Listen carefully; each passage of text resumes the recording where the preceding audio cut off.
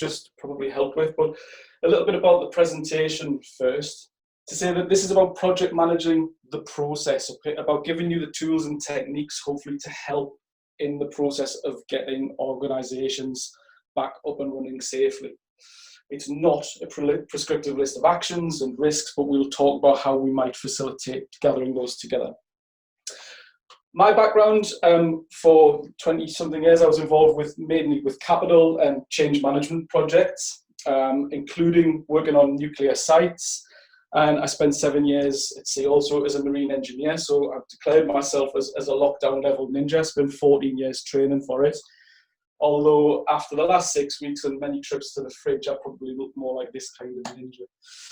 I'm a member of the Association for Project Management, and I'm going to use the APM's framework when I'm talking about project management models.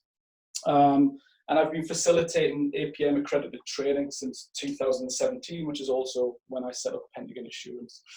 I've obviously got an interest in health and safety, and that's how Glenn and the guys, we all work together. And Glenn introduced me working on the regional strategy group. We had the previous webinar a couple of weeks ago, which Scott and Glenn delivered, and it was fantastic. And I think one of the key messages I took away from that was that this returning to work process applies to every single individual within the organization, CEO, down, you name it, everybody's included.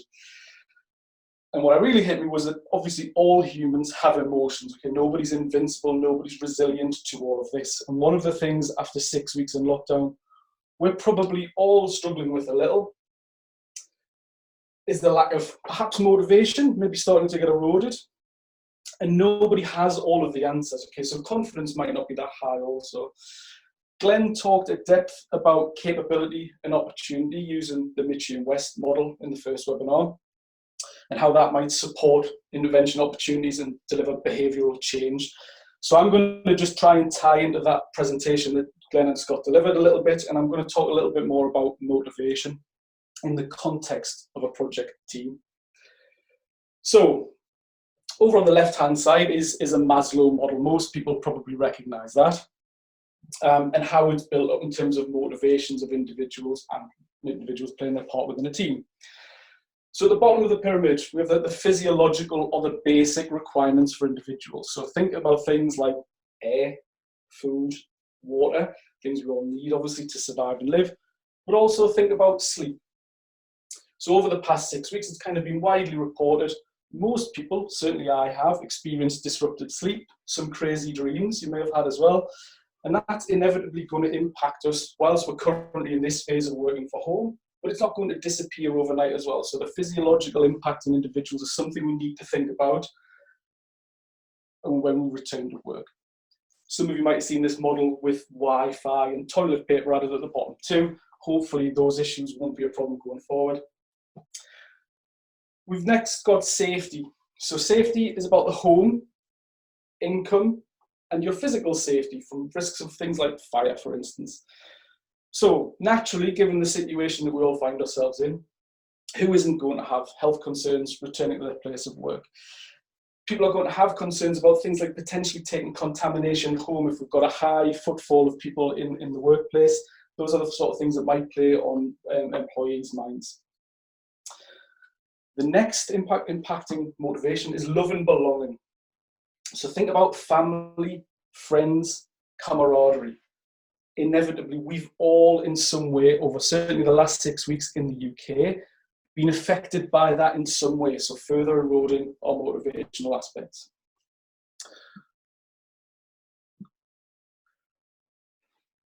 Following that, adding on to it is esteem. This is about feeling valued and having a sense of purpose. And given everything that's going on in the world around us at the moment, it's quite natural that most of us are going to start to feel a little bit like a very small part in a very large problem. And actually, that bit is something that we're going to try and help through the course of this presentation in terms of putting some structure around and helping us get from where we are now to where we'd like to be. And then finally, at the top of the pyramid, the catchily, really snazzily titled self-actualization. What it's about is attainment, aspiration. No doubt, many people will be sat at home over the last 6 weeks, perhaps if they've been furloughed, thinking about where their life, their career is going, And that's eroding part of the pyramid, and people might decide to focus a lot of their efforts in other aspects, so they're not kind of getting their fully motivated preparedness for work. It's important to say with this kind of model, though, that it doesn't fall down simply with the lower elements weakened. It's about individuals, and no two people are the same. Somebody might gain attainment in self-actualization through doing a coffee barista course. Somebody might get it at the minute through doing an MBA, you name it. What's important is think about how we get motivated, recognizing that our motivation is going to be affected, and how we then think about that in planning our return to work.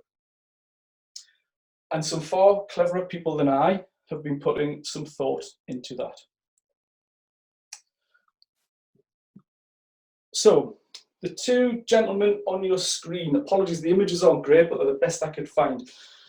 I don't imagine anybody immediately recognise them in the way that we've seen people like Sir Patrick Vallance or Chris Whitty in the media. But these two guys are pretty significant, probably, in terms of some advice the government receiving. One of them was formerly the chief economist to Boris Johnson when he was the London mayor. The second is an honorary Doctor of Science for his contributions to economics through Durham University, and he's also a professor for decision making at University College London. Their names are Gerard Lyons and Paul Ormerod, and they've published a series of articles around using a traffic light system to combine epidemiology with economics, recognizing that we're going to have to live with some of the consequences of this outbreak for some time.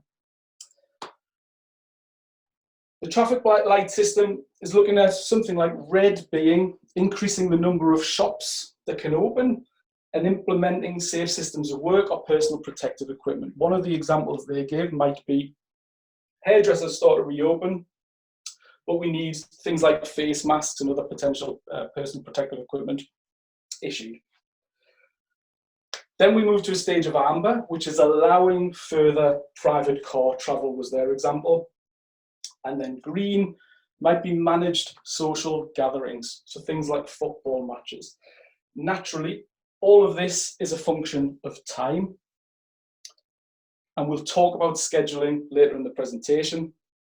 But for the early stages of this return to work project and what you might be thinking about in your organisation, start to think about what are the red risks to your operations. For example, if we're going back to work in a week or two's time and we need fuel for generators as an example, is somebody looking at that now? Are we getting ready for what logistically we need to have in place to get back? Other things that might be a consideration, if workers have been furloughed, don't assume they're simply available when you flick a switch. Okay, we're already seeing some examples of people, particularly in construction environments, where their contracts have ended and they're potentially not going to return to the place of work. And that might be a significant impact for resource levels when organizations return. Likewise, amber and green aspects of your activities. Hopefully, in sitting and looking at that, that should impact your thinking around the return to work and what good looks like for you. So think about project success criteria and what the benefits look like.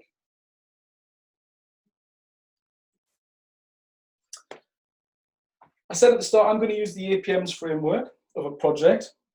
And the reason for that being that they're the only ones that are chartered as an organization. There are others that are excellent as well, and they all have their strengths and weaknesses. The choice of APM we can leave for discussion for another time. Really what I want to bring your attention to is three high-level aspects within a life cycle of a project that we might want to consider. The first is the product life cycle. That to me would represent COVID-19, the new normal, if you like, of what we might have to live with through to a point where we hopefully can develop a vaccine and get that issued globally. Naturally, at the minute, that feels quite a way off. But even if you consider the challenges, as Paul Ormerod has been arguing, we have road traffic accidents in the UK, and unfortunately people do die from that. So what we do as a society is we look at ways to manage those risks. So we design safer cars, we make roads safer, and actually that's a lot of the things we're going to have to use as trying to build ourselves a roadmap of getting ourselves to a safely managed environment. I'm going to skip over B, I'll explain why in a second. The next This life cycle, I think about, is this project life cycle return to work. So it's broken, as you can see, into a number of phases. And that's the stuff we can work on right now. This is where we can get started. So concept idea, what does good look like for you and your organization? We're going to come on to success and benefits shortly. But it's essentially drawing the outline of what you want to achieve so that you can start coloring that in as you go through the process. Coloring in is defining the plans, so building those plans and mobilizing the teams to put to work. Put the plan to work, that's the development aspect. So perhaps breaking all of that into multiple stages. There is going to be a lot of things to do. So let's put them in some sort of sensible order, and perhaps again thinking about that red, amber, green approach in terms of the tasks that we take on. Finally, the return to work. That should allow us to start to realize the benefits of all the planning and preparation that we've been undertaking. There are no right answers for what good looks like. What's maybe good for one organization is not necessarily the same for everyone, but there will be some common themes, and no doubt there's lots of places to go and find that kind of information now in terms of the HSE and Public Health England, the iirsm, who we can look for some common themes and knowledge sharing. So in the first phase of what we want to do, we want to look at how we can define our success and the benefits that we want to realize. In the first presentation that both Glenn and Scott delivered a couple of weeks ago, we talked about the definition of goals and how a lack of goals will negatively affect situational awareness. And we talked about the risks from situational awareness in terms of our levels of arousal versus our performance. So how aroused we are, how we perform, and reaching a pinnacle whereby our performance will fall off. So clear goals are absolutely critical to creating a safe working environment and giving ourselves something to work towards. In this situation today, we might have entire organizations with unclear goals, not quite sure what we're going back to. But that in itself might present us an opportunity to address some pre-existing aspirations. We might have had things that we wanted to work towards. So what sort of things could they be? Well, we might have had an HSE action plan, for instance. A lot of organizations carry that. Well, maybe now's the time to address some of those points, and they might help in this situation. Things like business resilience and continuity and working to things like ISO 22301 might then make the business more robust for instances like this in the future. Or looking at accreditations, you might want to increase deliverable quality, stakeholder confidence, or provide greater efficiency in your operations. An excellent way of setting some goals is to use a framework around something like the UN Sustainable Development Goals framework. And next week, Tama's going to talk about those, an introduction of how we can manage more sustainably, and we'll talk about that at the end of this presentation. What's critical is it's important to state, restate, and clearly communicate all of those goals. So make our goals SMART. And for those of you not familiar with the term, that's about setting goals that are specific. They are measurable. We can actually attain them. They're realistic. And they're time-bound or time-framed. And that's really where our scheduling will come into this. The other thing to do at this part of the process in terms of the concept phase is bringing together the steering group or the project sponsors. And we're probably going to start putting project managers in place around this now.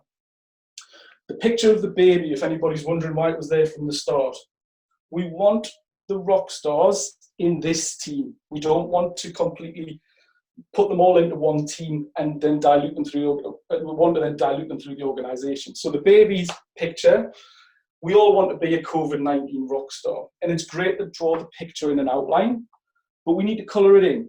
We need to get the picture fully developed. We then need to grow with it. We need to learn to play the instruments. That is going to take time.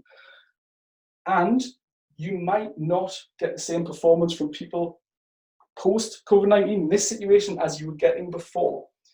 Stress is a very strong stimulus. It can have both negative and positive effects. So this is a great opportunity to really get to know your team.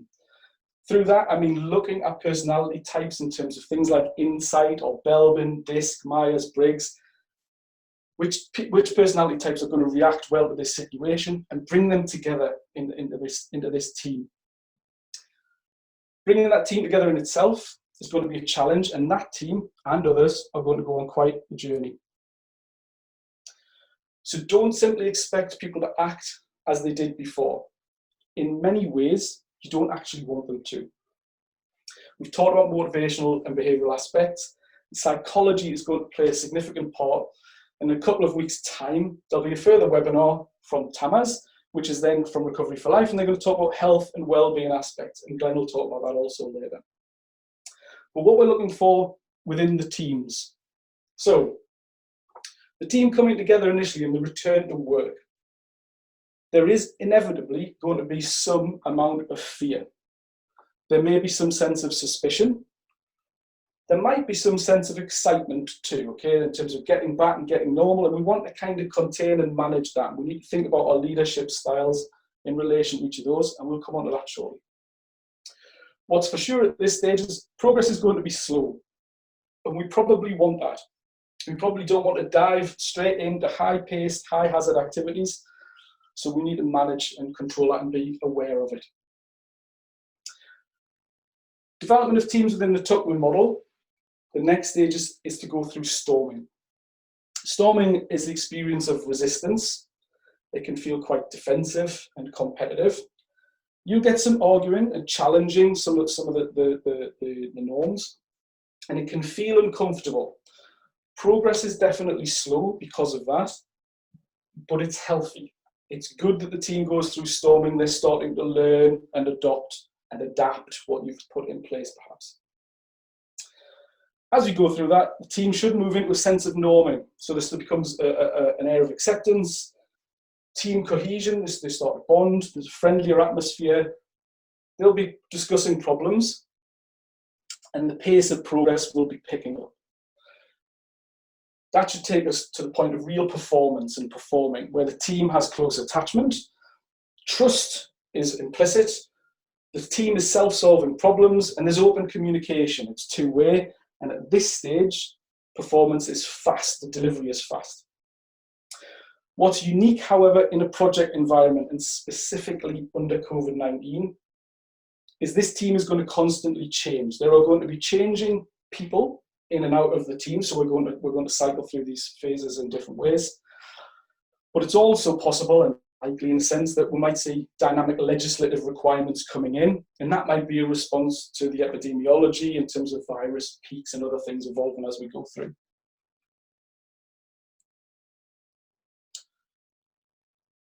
Scott and Glenn discussed situational awareness using the Yerkes-Dodson law. We talked about a little before. And I thought a link to Hershey might be useful for consideration as an overlap. The key points about Hershey and Blanchard's model is it's focused on the followers, so that leaders need to adapt their style to the followers. And it proposes a continuum. It's kind of a time experience where we think this will evolve over time. When thinking about situational leadership and adapting your style, it's got to be driven by competence, confidence, and the commitment. But also think about the fact that they're using the word situational actually means adaptable. So it's more than just the situation in which the people operate, it's also thinking about what do some of those people respond well to. So if we start over on the far right-hand side on the bottom right in the red box, this is where we're highly directive and we're low supportive in our approach of leadership style. It's probably appropriate on day one when we get people back.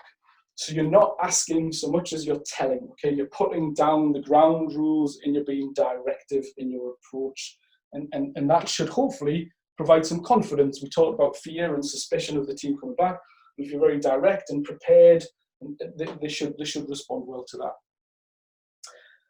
As time will pass, we'll start to allow the teams to operate and become more supportive in our approach, or moving through a coaching phase. So we're becoming essentially less prescriptive, take a more supportive stance with the aim of evolving to a place where we have a competent and experienced team. They understand the challenges and the implications of decisions that they're going to make. So perhaps the implications of changing one thing and how that might affect other mitigation measures that we've put in place in the organisation. We want to get through this journey of directing, coaching and supporting to really come down to a place of delegating and letting the team have an amount of autonomy to try and remove the burden on the management team, probably to focus on other bigger pictures. There are other models linked to this kind of model as Hershey and Blanchard proposed. Tannenbaum and Schmidt, it's a continuum model from, I think it's 1958. There's another one that you can reference to if you're wanting to do some further reading.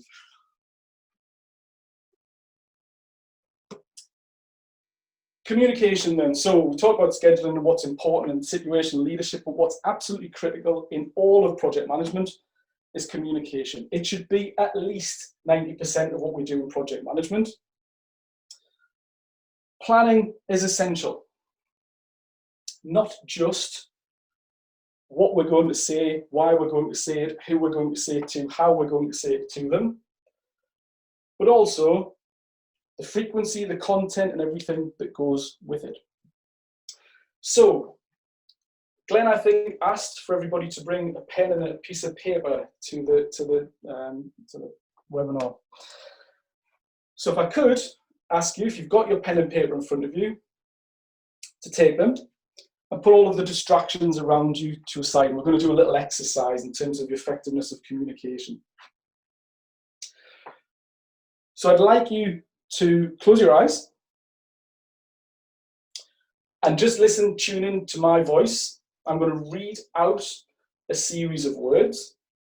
And then once I've finished, I'm going to give everybody a minute to have the opportunity to then repeat all of those words and write them down and see how many that you can recollect.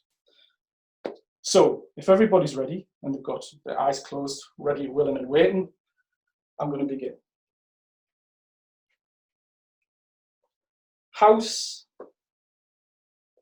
pen,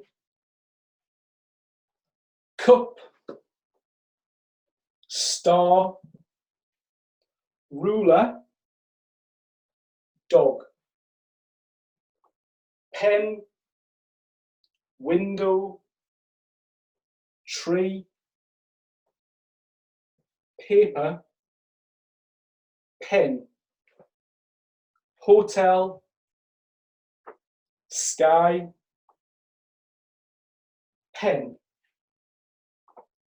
desk, sex, brush, hurricane, pen, blue, door, shelf, pen, museum. So I'm going to give everybody a minute to sit and write down what you can remember. The clock is ticking. Let's have a go and see how many people can record. If I think Andy's watching, we'll see who posts it, how many they actually record, and we'll get a prize to the winner.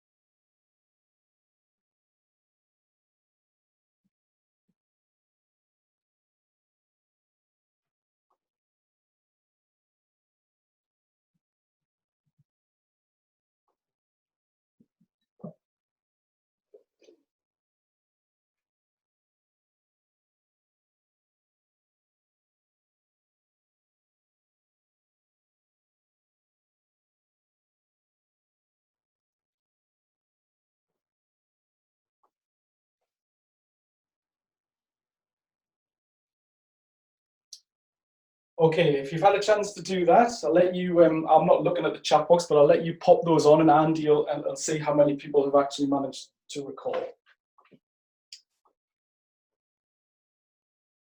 What's likely is that most people remembered the word house.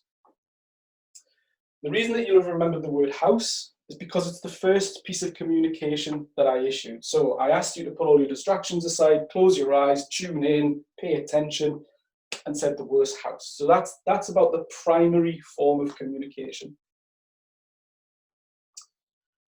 The next one that most people probably remembered was the word pen. And the reason they'll have remembered the word pen is because I said it over and over and over again. So that's about frequency of communication. So for any of those old enough to remember clunk, click every trip, that's that message of sort of making sure that it's landed and it's ingrained.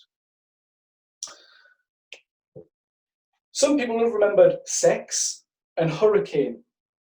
And the reason why is because you attach emotion to those. You might have had images, or it might have shocked you to hear that the word said. So then it sticks in your memory as well. So that's about the emotion of communication.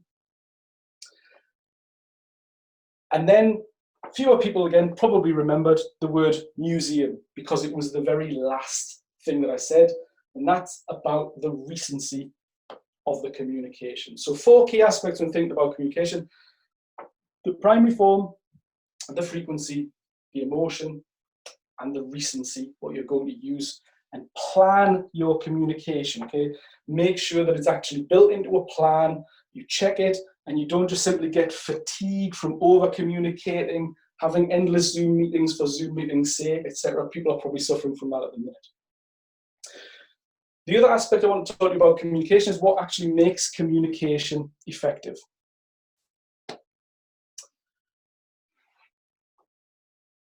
Three key elements in terms of what makes an effective communication: amount of what we see, amount of what we hear, and an amount of what the words are that we use. So for a communication to be 100% effective, it should be made up of these 3 components. So what we see makes up approximately 55% of an effective piece of communication. So somebody standing in front of you, their gestures, their body language, the reactions on their face, perhaps looking at the slides as I'm communicating with you. Next is what you hear. 35% of an effective communication is through what you hear. So the tone of our voice, the volume of our voice, actually speaking to us at all. And finally, 10% are the words that we use.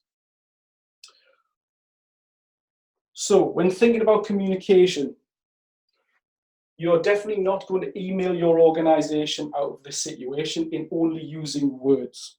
If you are going to use emails, then add visuals to them, pictures, posters around the workplace, whatever it might be, to get the communication to be effective. And follow that up with words. Glenn talked about that return to work process, instilling confidence in the workforce. So this constant reassurance of communication, doing things like town halls, is a good way to bring everybody together and clearly communicate. One of the key things we're probably going to find ourselves communicating is our schedule of activities. And I also think this might be one of the areas people are the most concerned about, all of the stuff that we've got to do here to get back to work. And I think it's key to say, I don't think anybody has all the answers. So what we're going to have to do is try and review that. So I've broken down the schedule into what is 3 key components. So the foundations of a schedule are the stuff that we want to do. So we're going to try our best to identify all of those things. And then we want to think about who is going to do it and allocate things like resources. So money, labor, materials, machinery. It is inevitable in this COVID-19 situation that the cost of business is going to be a challenge. Therefore, we need to manage it. Think about how much we're spending on these things. What is viable? Have we got the labor available? Are materials available? We're seeing challenges over things like PPE availability already. And you might see that with things like machinery. Are we able to move logistically around in the way that we previously considered we could? Next is to add the order of those events. So some of those will be fixed. So we put them into an order and it's fixed. We just simply have to do some things a certain way. We have to design something before we can build it, for instance. So that's a fixed kind of logic. The next will be those that are soft and optional to us in the way that we want to go about this. And it might make a lot of sense to use that red, amber, green approach here in thinking about your soft logic. Let's focus on the order of events in a day, not starting with safety critical tasks and building up to a point of arousal in our day where that's the appropriate time to address them, and maybe the same on a higher level scale of moving through this as a project.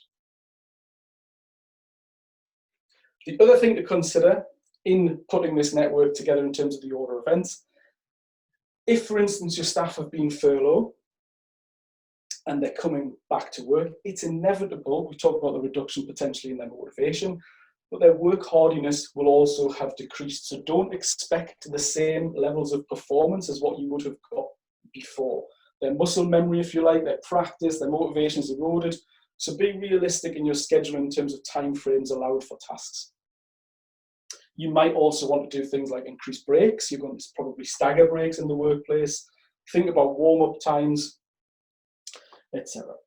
The final point is the Gantt chart. So this is the bit I think too many people spend too much time actually worrying about when it's just a visual representation of all the work that's done in the background. But it is important, and it's a good way of sort of visually communicating with the workforce. What's important about it is keep it simple. Too many times you see huge Gantt charts of all kinds of tasks with size 6 font and nobody can make head nor tail of it. So really, really high level milestones when communicating, and regular review of the schedule is important as well. The picture of the surfer is because this could actually be related to rolling wave planning if you want to go and do some further reading on that, where essentially we don't necessarily know everything that's in front of us. So we're going to maintain regular reviews, and a bit like the surfer, we're going to have to adjust our body position and go with a little bit with where nature and the surroundings take us, and try to plan ahead as best as we can, as frequently as we can.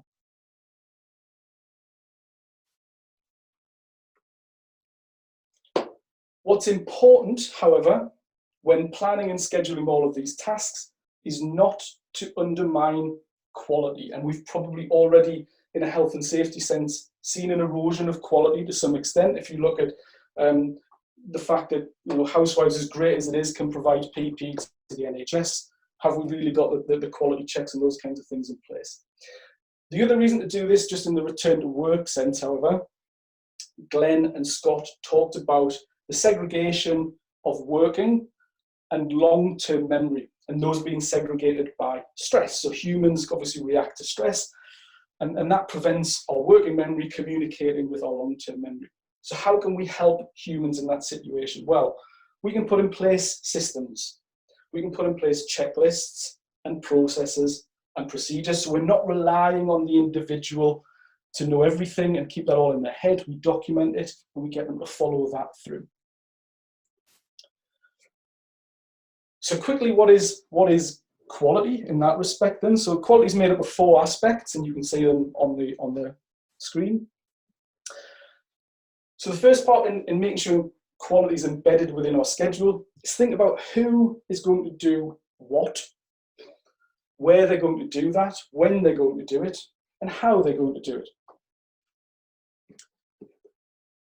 Is it fit for purpose? How will we ensure that? How will we check it? And then we want to provide assurance that our systems, our plans are relevant. So we're going to want to audit those processes, make sure that the things that we've put in place are working and they're effective. Check the plan is good, essentially. And most importantly, is it actually being used? If people sort of come back to work and quickly erode the protocols put in place, we're going to have a bigger problem to solve later on. So it's important to make sure that we check that it's effective and actually being used. The outputs from that being the results that we want to check. So the measurable stuff, think about quality control, we're checking what the results are. Can we look for root causes, things that are common within the organization? And are we meeting the specifications we set ourselves? And then take action. How successful is our process? How can we improve on the results? How can we deliver better quality and embed that back into the plan? So the plan, do, check, and act. Make sure that quality is embedded into the schedule. Don't simply rush to tasks. The other reason to embed quality is it's inevitable that your plan, your schedule, is going to contain an amount of risk. So I'm not going to talk about risk in the sense of hazard identification, occupational health and safety sense directly. There'll be many. Some will be common to organisations. There's lots of places to go and get that. But what is important, I think, in terms of managing risk within this project is how we're going to identify all the risks to the things that we've got to do.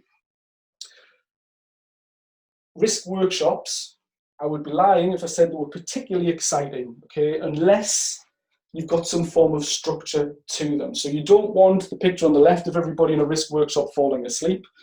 The other reason you don't want them doing that is they're obviously not 2 meters apart. So you need to think about how we're going to engage our employees, with people within the organisation, into this risk identification process. It's important that their voice is heard and embedded into our plans. So we could use brainstorming, the thing that most people are probably familiar with in terms of a large generation of ideas, but obviously we'll need to think about ways in which we can do that that are socially distanced. A good way to do that is nominal group technique, okay? So essentially, the people from the team take a post-it note and they all come back into the war room and post their perceptions of risk, and we've got a central repository of all of the potential risks. To go away and do that, we could give them some checklists, and there's some widely available guidance to go and look in terms of checklists of areas that we want to look at. We could bring in teams of experts, and that's using a Delphi technique. So we get really sort of people in specialist areas and take their expert advice on risks in the particular area we're concerned about. And we could and probably should be using prompt lists. So a good example prompt list is the PESTLE model. And for those who haven't heard of it, that means we look at all of these 6 areas that are, first is political. So there's going to be a lot of political moves around this project. Economic, again, we can see already the economic impacts of what's going on. As we can, sociological, thinking about the community aspects and things, not just within the organisation, although within it, but also external to the organisation too. Technology, its availability, the availability of technology, but also the development of it. New technologies might come to light in terms of ways we can deal with some of the problems we might face. It's going to be important to keep on top of that outlook. Legal aspects are obviously going to change, and we can see already that that's been happening. And then the environment. So thinking, one, obviously about the environment, the external environment, the air, the grass, the trees, and all that good stuff outside, but also the office environment, thinking about internally. If you've got people working from home, have we really considered the environmental aspects? Is that a safe, healthy, productive place for our staff to be working, if that's going to be our solution? The other model is STEEPLE, and the additional E is for ethics. And the reason I wanted to put STEEPLE in, I think it's a good model. It's inevitable in a situation, given the cost constraints that are going to come on in organisations, that the pressure will be there to make financially motivated decisions, something Glenn and Scott talked about a couple of weeks ago as well. So let's make sure we're thinking about ethics and keeping that at the front of our mind and thinking about all aspects of what we're about to do.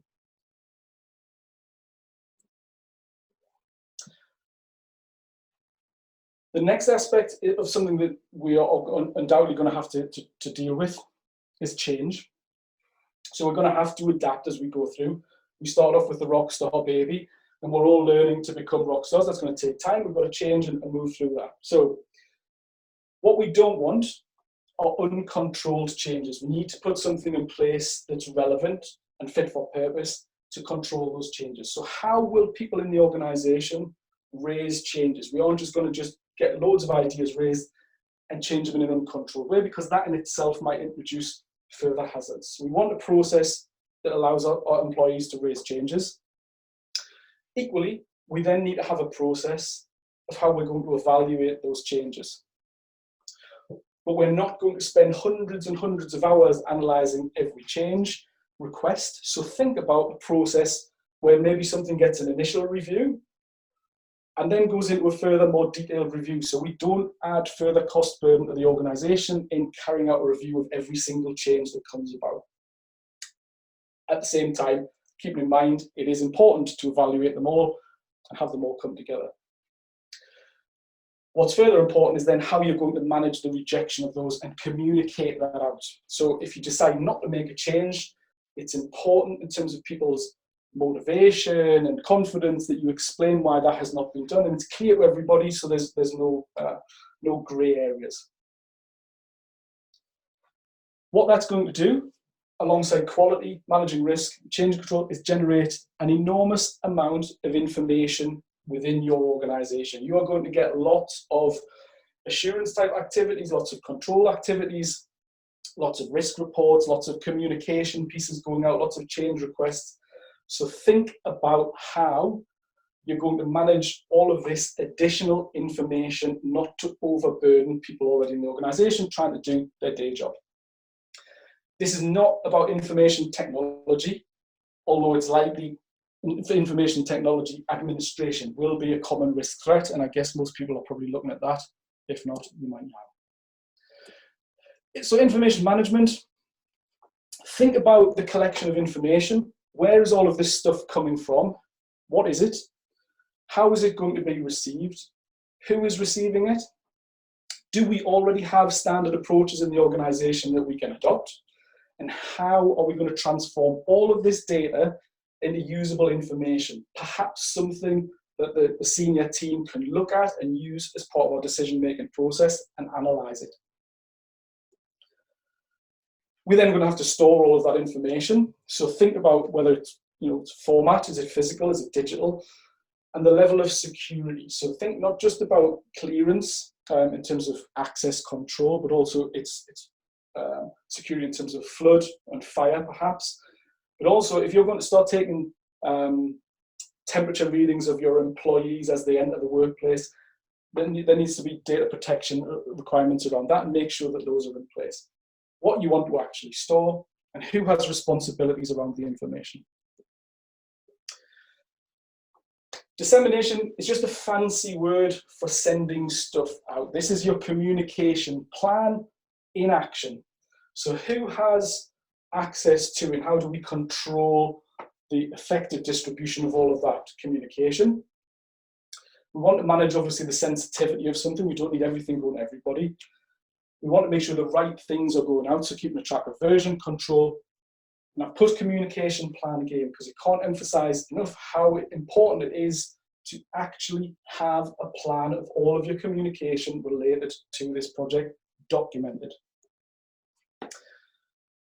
At some point, you're going to want to archive it. The thoughts around archiving in terms of what you will want to archive, maybe what we have to archive as a legislative requirement, which might come in time, on top of the existing ones that are in place, and where you're going to archive it. Finally, think about the destruction of it. How are we going to get rid of all that information? What's appropriate? How do we make sure that our data isn't compromised in any way? So, coming towards the end, the big picture. So, we started off with a life cycle of a project. We had broken it down into various phases, and we've layered and layered that project up with things like reviews and evaluations and audits and perhaps peer reviews and forums like the iirsm, a good place to come for that. Looking at the benefits we want to realise, making sure that we document our communication, actively work on our schedule, managing quality, dealing with issues, managing information. There's a huge amount to undertake here in doing this. And I'm a firm believer, which is why I'm here, that project management can genuinely help with that, give you a structure to bring all of this together. So make sure you apply some of the techniques and think about the process you're about to embark on. This was just a little snapshot in terms of a prompt list, really in terms of thinking about your overall plan for managing the COVID-19 return to work. So think about the roles and responsibilities within the organisation. Think about how you're going to inform people and communicate with them what's going on. Look at your successes, means also looking at your failures. What are you doing well and where could you do better? To then manage your processes and build that back into your plan and continually evolve. So I think we're about there. So that's nearly 5-2. Glenn, that's me at the end if you're ready to take over. All right, thank you very much. Absolutely fantastic plethora of information there for people to take away. I don't know if you realise this, but I personally took a lot away from that. But 25 times you use the word process, and 27 you use the word structure. So for me, in terms of project management, I think the emphasis you put on those words has come across very, very clearly. So listen, Barry's talked about thinking dynamically on our feet when we get back to the workplace, and I'm going to try and do that now. I'm conscious that you've all had a lot to take in, and there's some superb questions coming through. So I don't want to shortchange anybody, but I want to give everyone a bit of a breather. So if you do have to sign off now, no problem. This will be made available. But I'm going to ask everyone to continue muting everything, including Barry, for 5 minutes so we can all take a bit of a comfort break, have a stretch out, go for a glass of water, whatever we need to do. And if we can be back here in about 5 minutes, and then we can pose some questions for Barry, and it gives Barry a bit of a chance to have a glass of water and a bit of a refresh as well. Is that okay with you, Barry? That's great. Thanks, Glenn. Is that all right? So if we can all be back in about 5 minutes, please, everybody. Have a bit of a breather, and we'll see you back at around about the 11 o'clock mark. If you do have to go, thanks very much for tuning in. Okay, so welcome back, everybody. I hope everyone's had a chance to stretch their legs and refresh themselves with a glass of liquid refreshment, whatever your choice may be. Are you back on now, Barry? I am, Glenn. Hi. Oh, nice, brilliant, thank you. Okay, so as I said, there's some really good questions, Barry, resulting from the presentation that you delivered. The first thing, this is a question that came in very early on, and it was in relation to the sort of getting the rock stars involved in a sort of a project delivery team when returning back to work. And it was really, do you think the initial team should change during the different phases on return to work and bring new people and new ideas into the group? Or are you a one for sort of consistency of a theme throughout the return to work process and keeping the group the same? What are your thoughts on that one, Barry? Yeah, good question. I'm not a huge believer in kind of exclusivity from the steering group. So I think it can be there as having some consistency to it. But I think the idea of the steering group is to try and filter down the plan of action across a multitude of project management teams.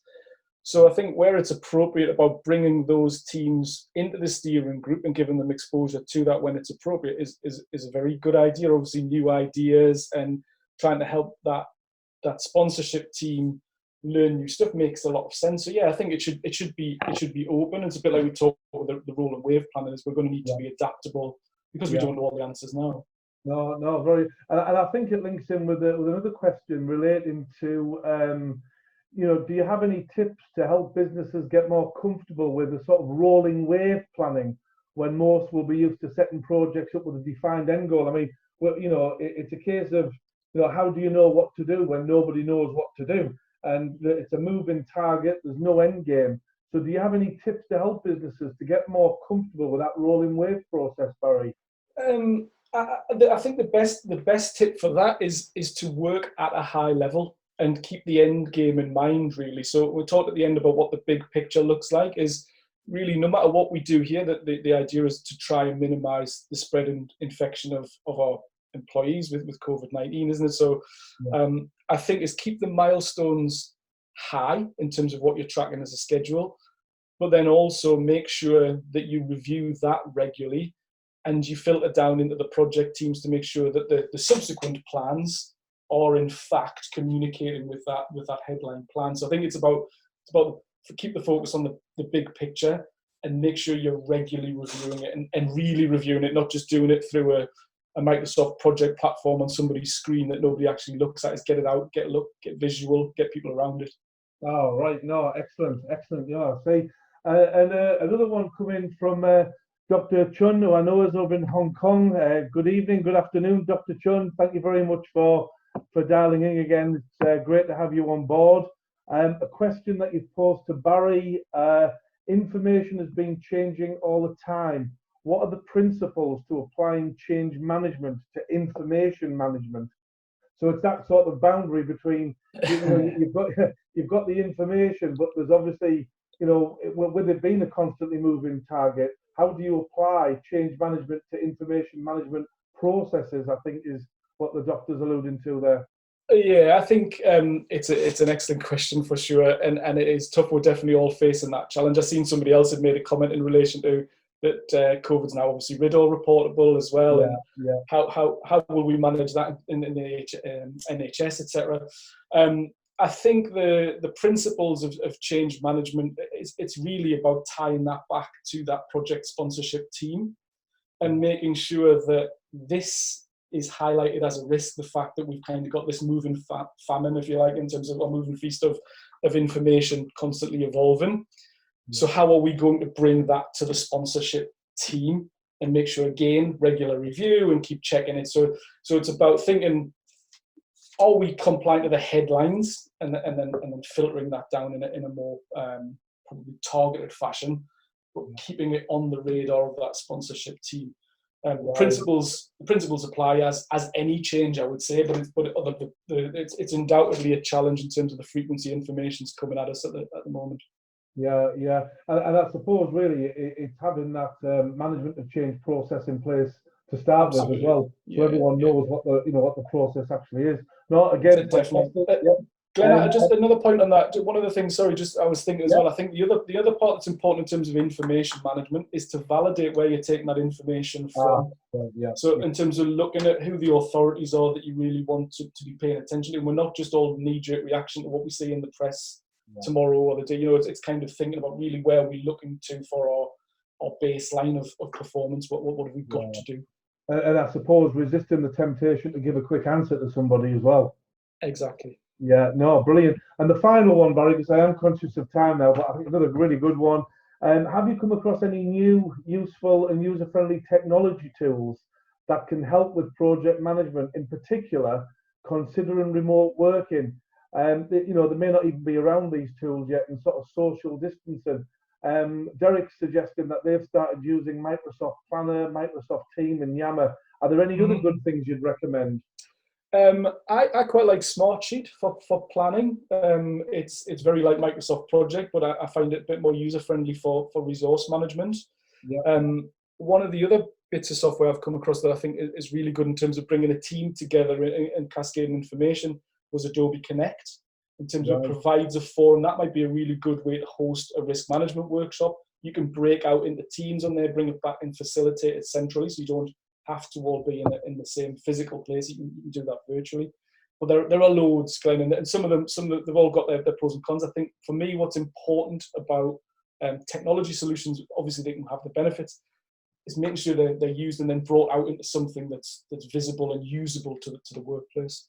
Yeah, no, excellent. No, that's fantastic. Well, look, Barry, I want to wrap things up and bring it to a conclusion. And on behalf of everybody on the webinar, and obviously from the group, thank you very much. That really was a fantastic run through of some key parts to project management and the return to work. So thank you very much for that, Barry. Thanks, Glenn. Okay, so before everyone signs off, I just wanted to run through our next webinar with everybody. We will be posting this again on LinkedIn, and I think there was some confusion with some people yesterday. It definitely will be next Thursday, and it's 10 o'clock GMT. So 10 o'clock Greenwich Mean Time, and we're going to be keeping with the theme of returning to work post-COVID-19. And the next session is going to be delivered by Tama Carell, and Tama works for Invelo, as you can see there on the slide. And the title of the session is going to be Leading Sustainably and Ethically Post-COVID-19. So it's looking what Barry touched on at the United Nations Sustainable Development Goals, looking at how businesses can link in to their businesses when returning back to work after the lockdowns complete, and this phased approach Barry's been talking about sort of starts to get enacted. So really looking forward to that with Tama. Thank you very much for offering to put this into the group. So thank you everyone for logging on again today, and I hope you've all found it useful. If there are any follow-up emails or questions that you do or you would like to have answered, please feel free to drop a line to Derek, who's coordinating and orchestrating all of these sessions, and he can pass them on to Barry, and Barry can contact accordingly. So once again, I hope everyone remains to stay well, stay safe, remains positive, and I look forward to seeing, or at least seeing your names again up on the screen next week. Thank you all very much, and thanks again, Barry. Excellent effort. Bye for now. Stay well.